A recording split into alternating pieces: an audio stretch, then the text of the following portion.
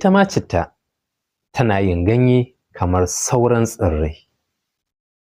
Ganyen citta yana da fa'idodi da yawa, amma kaɗan daga cikin amfaninsa shine rage tumbi.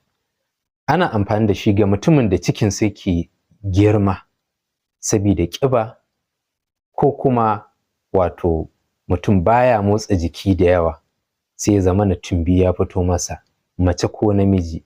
In dai ana son saukar wannan tumbi, kawai a samu ganyen citta tare da ganyen magarya, sai kuma wato ganyen shayi, green tea.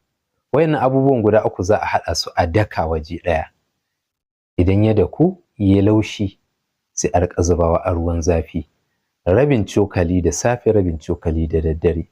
Yana da tasiri sosai wajen rage kitse, rage tumbi, kuma yakan magance cholesterol da izinin Allah. Assalamu alaikum wa rahmatullah.